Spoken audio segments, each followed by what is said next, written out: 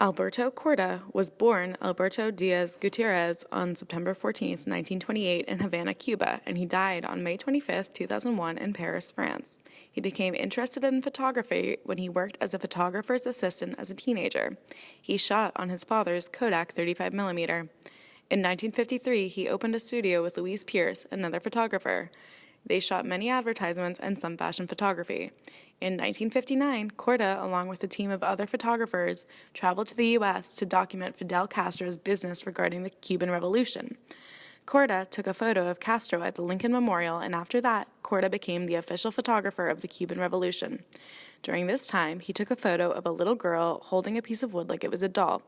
To Korda, this image illustrated the inequalities of the political situation that the revolution was seeking to change.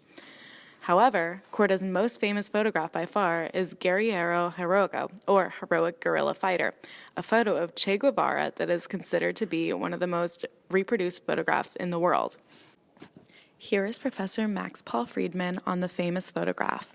Is that this had immense appeal to people from all walks of life in all different countries, to young people, to political activists, to revolutionaries. And yet, almost none of them knew what was happening in the moment that that photo was snapped.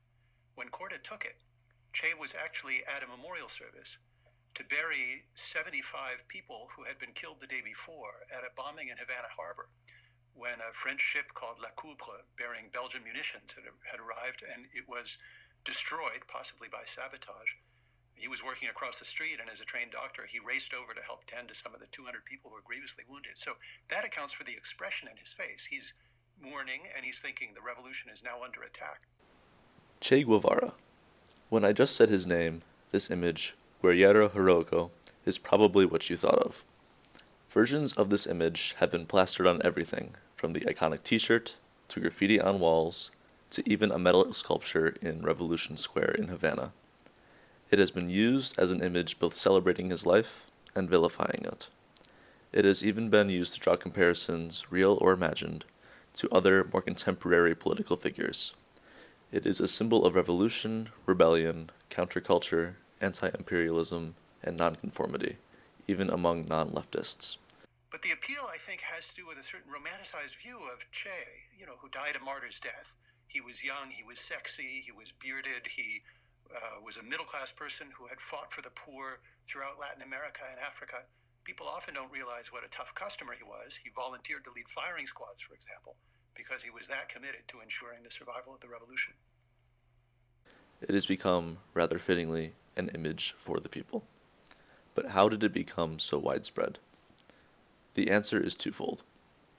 First, Italian businessman turned leftist Gian Giacomo Feltrinelli was given 2 prints of the image by Korda in 1967, who then made thousands of posters with the image to raise awareness of Che's situation in Bolivia, where he was attempting to aid a revolution. Shortly after Che's death later that year, Feltrinelli had sold millions of copies of the poster. Feltrinelli also had published Che's Bolivian diary, which had been captured and sold to him, and used Korda's image on the cover. Along with ensuing protests, especially in Paris in 1968, the image of Che was very much in the public conscience. Secondly, Irishman Jim Fitzpatrick, a graphic designer, created the original stylized version of his image that is perhaps more widely disseminated than the photograph. He had met Che when he was stuck on a layover in Ireland en route to Moscow in 1963. After being given a copy of the image by a Dutch anarchist group, Fitzpatrick created thousands of prints to be given out freely, without copyright. Reproductions and revisions of his original stylized image can now be found globally. For decades, there simply was no copyright on the image. To this day, there still is no clear answer on the international copyright status of the image. In the US, it is generally considered to be in the public domain.